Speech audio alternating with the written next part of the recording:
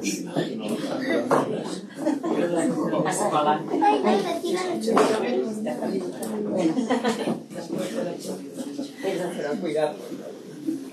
día. La calidad hoy del cuadro no... Es que me he olvidado en casa el pendrive. Esto, si buscáis sobre la Samaritana, cuadro, he escogido este, es del barroco y con calidad es bueno. Es de la época de Caravaggio, pero es uno que le gustaban más los colores. Caravaggio es aquel de las sombras y luces, y este era un poco competidor y era más de colorines.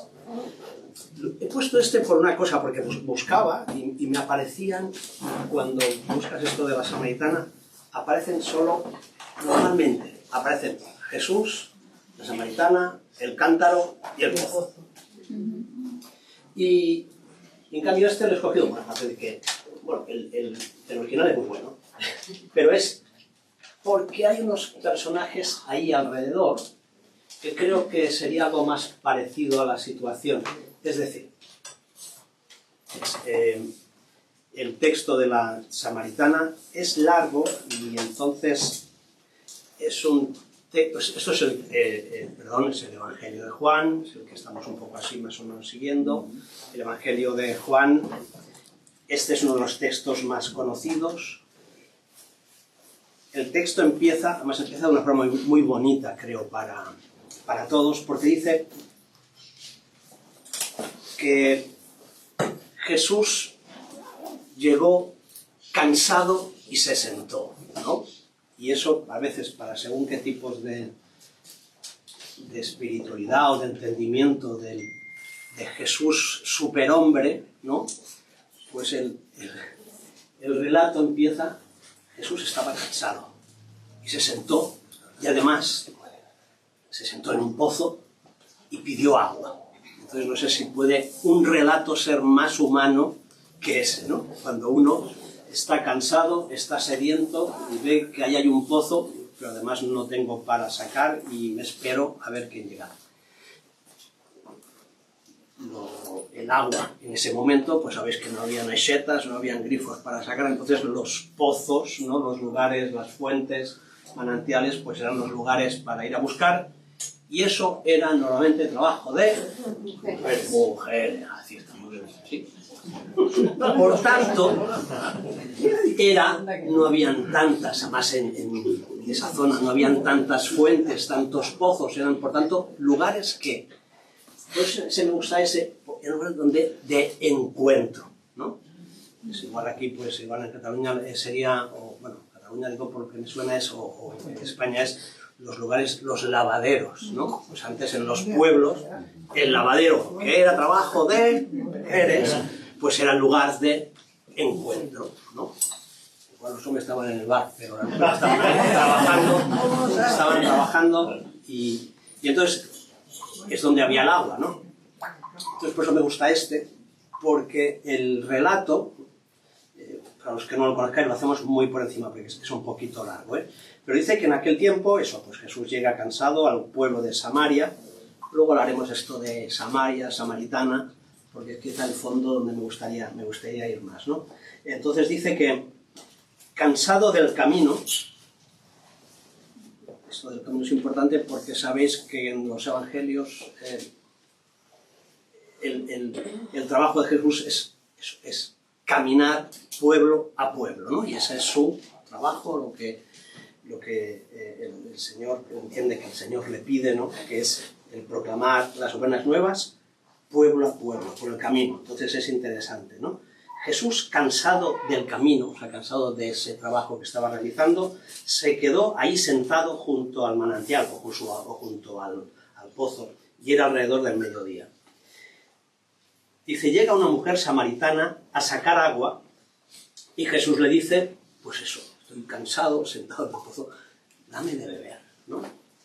Y entonces la primera parte del texto, porque luego hablemos cómo cambia, es un poquito, parece un diálogo de besugos, con perdón, porque dice que está cansado, pues pues eso, estará sediento, está en el pozo, llega la mujer con las herramientas para sacar el agua y le pide agua, ¿no?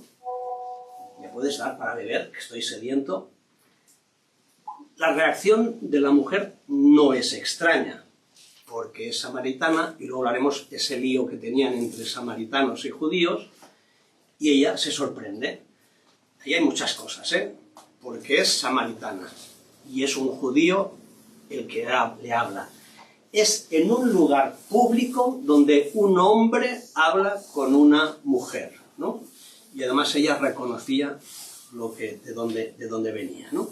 Yo diría que hasta ahí es súper humano y súper... O sea, creo que es muy fuerte, ¿no? Eso, ¿no? Un Jesús cansado del camino, pide agua y va, y es Samaria, por tanto es una samaritana, y le pide. Y la reacción de la samaritana, pues es de extrañeza, ¿no? Como tú, siendo judío, me pides de beber a mí, que soy samaritana. Por si alguien eso no lo entendía, porque los judíos no se tratan con los samaritanos. Ahí es donde empieza, creo, un poco, donde ahí entiendes que en el texto hay mucho de simbolismo, porque la contestación de Jesús, diríamos, si no fuese Jesús, diríamos un poco un diálogo de besugos, porque es, si conocieras el don de Dios y quién es el que te pide de beber, le pedirías tú y él te daría agua viva. A ver, no estabas cansado, no tienes sed. Pues sí, además la pobre mujer, hasta lo único que se extraña, y esa reacción de Jesús, pues estas que a veces, ¿no?, un poco choca, ¿no? Y entonces ahí se empiezan a hablar, a ver, si tú tienes agua, quieres agua para beber, y ahora tú me dices que el agua viva, a ver, ¿de dónde nos hemos ido de lo que era el origen, ¿no? Parece ser, ¿no? Y entonces ahí es cuando sí que aparecen unos símbolos claros, ¿no? Que es el tema de la sed y del agua, ¿no? Y ahí pues iría pues, a unos sectores o a unas ideas donde pues todos, ¿no?, mayores, jóvenes, todos necesitamos en la vida que pues sentirnos felices, sentirnos realizados, sentir que nuestra vida pues sirve para algo, y si eso lo llevas a esa relación, digamos, espiritual o con Dios, pues ¿qué debo hacer para que Dios esté contento conmigo?, ¿no? Ayer incluso hablábamos un poco de que nos sentíamos a veces insatisfechos con cosas que hacíamos, y en parte es eso, ¿no?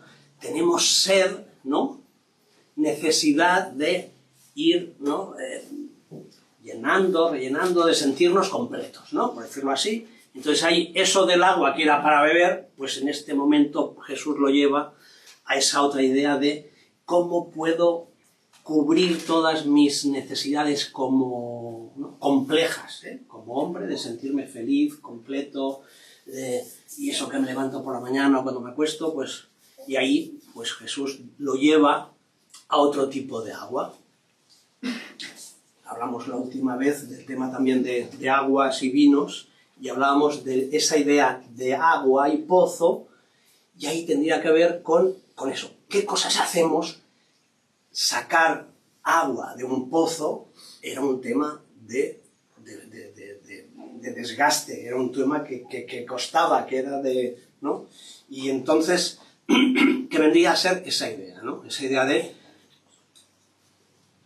constantemente tenemos sed. Hacemos cosas para sentirnos bien, felices, y yo el primero, ¿no? Pero llega un momento que eso se te acaba y tienes que volver a hacer, ¿no?, o a repetir, o buscar experiencias nuevas. Y en cuanto a nuestra relación con Dios, pues ahí aparece el tema que luego veremos de la religión, pues sería eso. Señor, ¿qué quieres que haga constantemente para que esa relación, ¿no?, se mantenga? Y entonces esa idea sería de agua, ese agua del pozo, esa agua que no es viva, será la idea de la ley, ¿no? Entonces la ley es aquello que se me exige para yo cumplirla, y por tanto es tener una buena relación en ese caso con Dios, ¿no? Como que tengo que constantemente estar pensando, y lo hago bien, esto lo hago bien, tengo que cambiar esto, lo otro. Sería esa idea de estar constantemente con el cántaro sacando, y no paro nunca, toda la vida es, y así todo, cuando voy sacando, ya estoy satisfecho yo, y estará satisfecho Dios con lo que hago, ¿no? Es esa idea de insatisfacción, de sed, ¿no? Esa de cómo llenarnos, ¿no? Y por ahí un poco va esa idea que dice, Señor, si no tienes cubo, además él le habla de agua viva y ella va a su rollo, porque ya ahí dice, a ver, si no tienes cubo y el pozo es hondo, ¿de dónde sacas el agua viva? Y ya está, eso, si ya sabe lo que le cuesta cada día ir ahí al pozo y sacar el agua, ¿no? ¿Tú qué me explicas ahora? ¿De qué agua? ¿De qué? Si no tienes cántaro ni has venido aquí cansado y te estás, ¿no? Y dice, ¿eres tú más que nuestro padre Jacob, que nos dio este pozo y de él bebieron él y sus hijos y sus ganados? Eso volverá a aparecer, pero esta idea de Jacob, luego al final un poco lo retocaré, pero sería esta idea entre samaritanos y judíos, y sabéis, los samaritanos serían un poco la secta, los herejes para muchos judíos, y en cambio ellos decían, no, nuestro padre, como el vuestro, es Jacob, es el mismo, y este pozo además se llamaba así. Por tanto, pues era una forma de querer marcar su identidad, y que su identidad también eran como pueblo, ¿no? Es escogido, ¿no? Y bueno, el caso es que Jesús le contesta, el que bebe de esta agua vuelve a tener sed, decíamos, esa idea, ese simbolismo, ¿no? De esos, dice, pero el que bebe del agua que yo le daré nunca más tendrá sed. Y entonces sí que la mujer, cuando él se sigue Jesús ahí enrollando en esa idea, dice, pues Señor, pues dame de esa agua, y así no tendré más sed, ni tendré que venir aquí a sacar y a trabajar cada día, ¿no? ¿Qué sería ese primer punto? Es esa idea de sed, de agua, y sobre todo esa idea de cómo llenarnos esas necesidades que tenemos, ¿no? Para eso, pues para sentirnos completos, con nosotros mismos, con los demás, y sobre todo en este caso aquí, pues sería con Dios, ¿no? Y salta a otra parte, porque de golpe Jesús cambia el tema. Estamos hablando del agua viva, incluso ella dice, oye, pues va, si con eso no tengo que venir más a saciarme, ¿no? Y él le dice, anda, llama a tu marido y vuelve. El cambio ahí, eso sí que no, como relato, pero esto ahora de qué viene, estábamos hablando de otra cosa, ¿no? Y entonces la mujer le contesta, no tengo marido. Y entonces dice, me dice, tienes razón, sé que no tienes marido, es más, sé que has tenido 5, y el de ahora no es tu marido, y por eso has dicho la verdad. Ahí la mujer ya empieza un poco a decir, uy, más que lo del agua y tal, me está aquí conociendo y todo ese lío. Aquí va a hablar ahora, en esta parte, sí, del culto. Aquí, todo lo que hay aquí es mucho simbolismo y tiene que ver con eso, con los samaritanos, ¿no? Por eso esos 5, y digamos que no vamos a ir al estudio bíblico, pero tiene que ver con el pueblo samaritano. Es un pueblo que por la historia, para el judío, es un pueblo que no era puro, de sangre, no era Recordar, Israel es Galilea, Samaria y Judea abajo, ¿eh? Jesús Galileo, pues para ir tenían que cruzar muchas veces Samaria.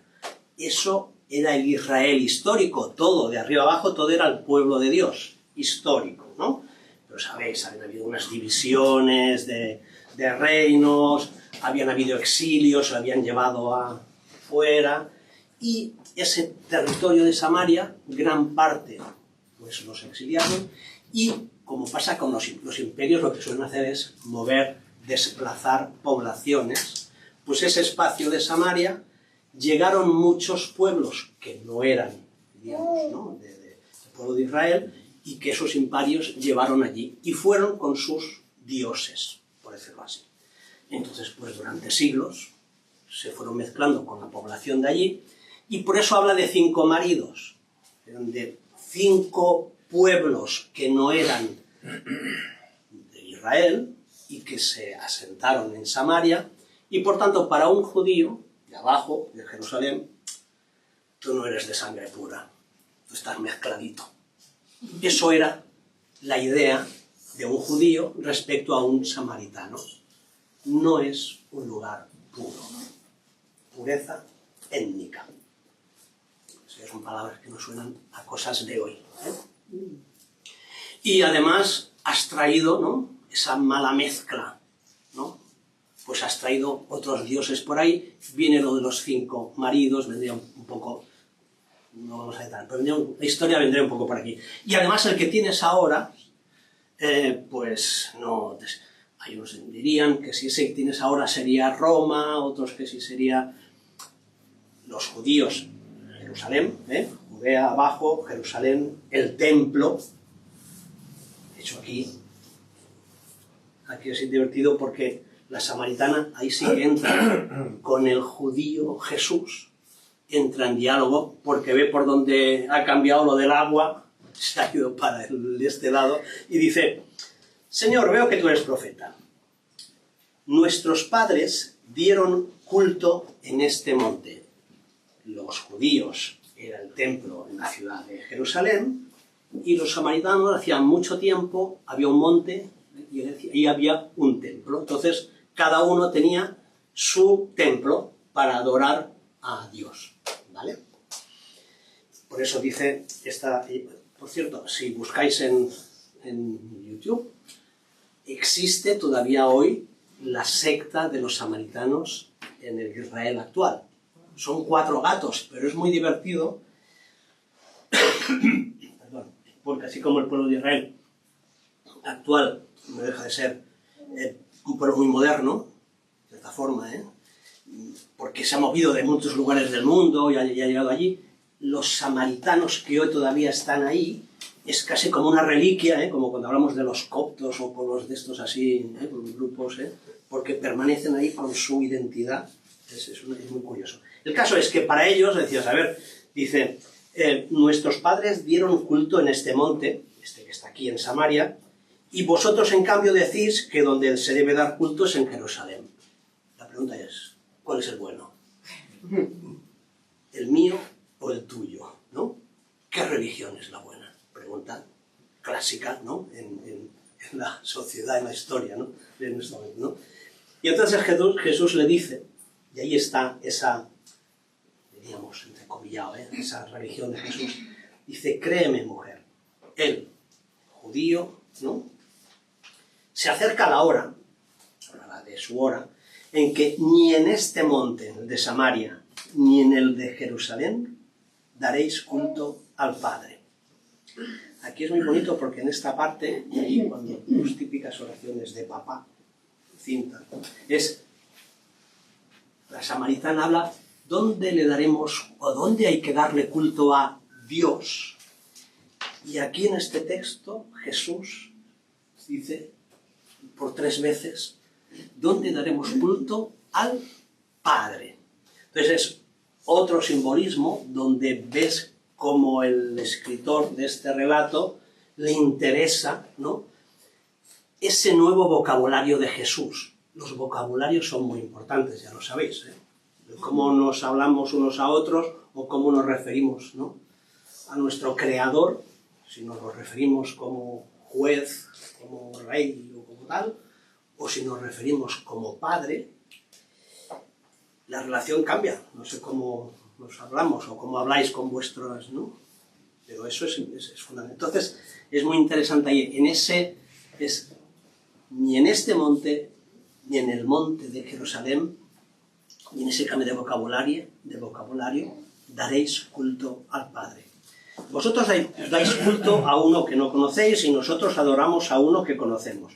Ahí Jesús sí que como judío pone ahí, pero dice, porque la salvación viene de los judíos, pero se acerca la hora, y ya está aquí, en que los que quieran dar culto verdadero adorarán otra vez al Padre en espíritu y verdad, porque el Padre desea que le den un culto así.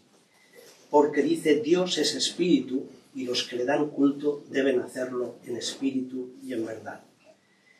Cuando decimos lo de, justo Juan hacía, esto es el capítulo 4, en el capítulo 1, recordad que Juan es de los últimos libros, el más teológico y donde hay más simbolismos y tal, pero ya de entrada, él dice, en ese capítulo dice, nadie ha visto al Padre, nadie ha visto a Dios.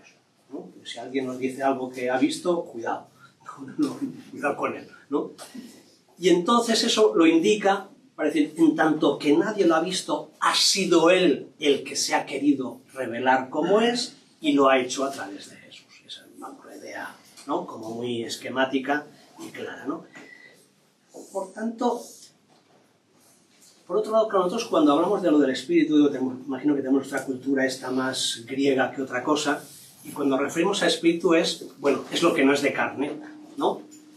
Está la carne y el espíritu. Lo que se ve y se toca, y lo que no se ve, ¿no? Y no se puede tocar, ¿no? Y en cambio, para eso, para el hebreo, eso no era tanto así, eso es más un rollo más así. Para él, el tema del espíritu tiene que ver, recordáis, ya desde el inicio, cuando el Creador sopla en la creación, el ruja, el soplo, es vida, y eso es el espíritu. Entonces el espíritu más aquí tiene que ver con vida, con fuerza, con algo que viene de dentro, no tanto con ese agua del pozo que tú tienes que sacar y que no debe ser algo externo, sino, por eso ligando con eso del agua viva, sino algo interno, con una fuerza, ¿no? Con ese espíritu se refiere a eso, ¿no? A esa fuerza, a ese soplo de vida. Entonces, cuando dice adorarlo en espíritu, ¿no? Es adorarlo con vida. Si la adoración es solo en el templo, sea en este monte, o sea en el templo ese de Jerusalén donde lo hacen los judíos, eso no es en espíritu, eso no es en vida, eso está muerto, porque no es agua viva. Bueno, tiene esa idea que vendría ahí, ¿no? Dice entonces eso, ¿no? Sería de hacerlo en espíritu y en verdad. Y la mujer, entonces, y eso, pensar que esto está escrito en el siglo, eso, final del siglo I, y si vais si vais tanto a cualquier diccionario, en castellano, en catalán, en inglés, y en el siglo XX o XXI, hablamos eres del samaritano o ser samaritano, es un concepto, siempre lo he dicho, es un concepto positivo, ¿no? Esto en el siglo I, decirte samaritano no era nada de positivo, con perdón, pero era como muchas veces aquí en España se ha utilizado cuando utilizamos la expresión gitano, ¿no? Que es de desprecio. Queremos ser muy políticamente correctos, pero todavía hoy a veces lo escuchas y queda eso ahí, ¿no? Por una serie de historias, ¿no? Pues sería lo mismo, ¿no? Entonces, lo que viene ahora es la mujer, después de esa, ¿no? interrelación que tiene ahí con Jesús y tal, dice, yo sé que va a venir el Mesías, es decir, es samaritano, pero no eran herejes estos que no se enteraban de nada y apartados. Dice, yo sé que va a venir el Mesías, el Cristo, y cuando venga, Él nos lo dirá todo. Y Jesús le dice, soy yo el que habla contigo, ¿no? Quiero decir que en el siglo I, un escritor, ¿no? judío ponga este relato donde una samaritana, es decir, unos excluidos, unos herejes, unos apartados, sean capaces de reconocer, es decir, cuando él ha sido rechazado en su pueblo, ¿no? Los judíos lo rechazan, ponen en los samaritanos, en lo último de todo, en los rechazados, en los últimos, en los excluidos, ¿no? Cuando dice la samaritana, nuestro padre Jacob, en cierta forma está diciendo, nosotros éramos pueblo elegido también. Sí, eran Israel, ¿no? Samaria era Israel, ¿no? Nosotros hemos sido pueblo elegido y vosotros nos habéis excluido. Habéis dicho que ya no somos elegidos, ¿no? Y entonces que pongan en este texto, ¿no? que una samaritana sea de las primeras que reconocen a Jesús como Mesías, tiene el texto en sí, para los que lo estuviesen leyendo, es muy diferente, leerlo hoy, donde el samaritana, hombre, es un tío ¿no? que está por las personas. No. Pero eso leído en esa época era absolutamente rompedor, ¿no? Rompía cualquier esquema. Pero ¿cómo puede ser una samaritana, ¿no? Alguien el primero que reconozca que Jesús es el Mesías, ¿no? Dice, y en esto, cuando aparecen los discípulos, normalmente así en los evangelios sabéis que suelen tener a veces un papel un poco así curioso, ¿no? En esto llegan los discípulos, porque han venido a buscar comida, porque después de caminar, pues Jesús estaba cansado, tenía sed, y dice que se extrañaban, ¿cómo no? Aquí explica lo que realmente uno que leyese eso. Entonces los discípulos de Jesús, no esos judíos que tenían esa... No, los discípulos de Jesús, curiosamente, se extrañaban de que estuviera hablando con una mujer. Y además, samaritana. Dice, aunque ninguno le dijo, todos lo guardaron, ¿no? La expresión que aparece en el texto, o sea, no le dijeron, pero Jesús, ¿qué hace? Sino que, está bien como estos aquí. ¡Guau! ¿Habéis visto lo que está pasando, lo que está haciendo, ¿no? Dice, ninguno le dijo, ¿qué le preguntas o de qué hablas? No, pero ese pensamiento, esa pregunta la tenían ellos en la cabeza, ¿no? Y entonces la mujer dice, aquí es muy bonita en esta expresión, dice que la mujer siempre aparece en un cántaro, en estas pinturas, porque aparece aquí, dice, y la mujer entonces dejó su cántaro y fue al pueblo y le explicó a la gente, es decir, a otros samaritanos, lo que había pasado, ¿no? Aquí también es como símbolo muy bonito porque el cántaro es aquella herramienta que yo utilizo para esforzarme y saciarme esa sed que necesito, ¿no? De forma recurrente tenerla que cubrir, ¿no? Y esa idea de deja el cántaro, ya no necesito más cántaro, ¿no? Esa idea del agua viva, esa como imagen es muy bonita, ¿no? Y fue al pueblo y le dijo a la gente, venid a ver al hombre que me ha dicho todo lo que he hecho, ¿será este el Mesías? Bueno, y me voy al final.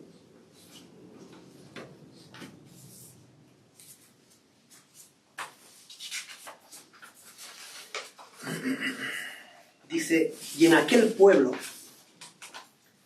muchos samaritanos creyeron en él por el testimonio que había dado la mujer. Me ha dicho todo lo que he hecho. Es el testimonio de ella cuando llega al pueblo. Pero así, cuando llegaron a verlo, o sea, ya no por la boca de la mujer, sino cuando fueron a verlo, a Jesús, los samaritanos, le rogaban que se quedara con ellos, y se quedó 2 días. Y todavía creyeron muchos más por la predicación de Jesús, y le decían a la mujer, ya no creemos por lo que tú dices, sino que nosotros mismos lo hemos oído y sabemos que Él es de verdad el Salvador del mundo. Este texto es tan bestia, porque es eso, es unos excluidos, unos expulsados, unos que eran tratados por el pueblo de Dios como herejes, son los que en este texto aparecen como los receptores de... No solo los receptores, sino además los que lo han entendido. En Juan, está este texto famoso de la samaritana, en el capítulo 8, en esas peleas con los fariseos y tal, le dicen, pero no tenemos razón, pero no tenemos razón, hablan con Jesús, que eres un samaritano y un poseído por el diablo. Casi nada. No le podían decir nada más gordo. ¿Y sabéis lo que Jesús le responde? Pues no niega que sea samaritano, ¿no? Le dice, yo no estoy poseído por el diablo. Pero no les dice, bueno, si es cierto, él no es samaritano, ¿no? Pero a él no le importa eso, ¿no? No le importa, es capítulo 8, esa pregunta es, ¿no tenemos razón de que eres un samaritano? Que además sonaría así, ¿eh? Samaritano. Y un poseído por el diablo. Lo único que responde Jesús es, yo no estoy, se enrollará más, ¿eh? Yo no estoy poseído por el diablo. Lo podría haber dicho, y tampoco soy samaritano. Pues no le queda, ¿no? Entonces, en esta, yo no sé si en la día de hoy, esa idea de aceptación, de integración, de reintegración, el tema este de Samaria y los samaritanos tiene mucha más tela que cortar, pero esa idea de hoy, ¿no? De ese Jesús cansado además, pues el texto, no sé, es que es muy largo, le dice, Dios busca adoradores en espíritu y en verdad, ¿no? Esa idea de Dios, tenemos esta canción que cantamos, que es muy bonita, esta que decimos, persiguiéndome o algo así, tu fidelidad, que a algunos no nos gusta la expresión persiguiéndome, me gustaría más la expresión esa, esperándonos en el borde del pozo, ¿no? O esperándonos en la puerta, ¿no? Entonces ese Dios que busca, y busca hasta en esos samaritanos, ¿no? Y ahí hay encuentro. Hay encuentro porque hay verdad, ¿no? Hay soplo del Espíritu y hay vida. Y ahí está.